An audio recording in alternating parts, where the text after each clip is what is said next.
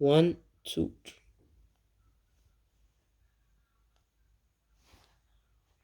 بسم الله الرحمن الرحيم. الزمن الجميل. كان الناس عائلة واحدة شاكرة لأنعم الله حامدة، تواجه الأزمات صامدة، جارة الدرب كالوالدة، الكل يأكل من مائدة، التعاون عندهم قاعدة.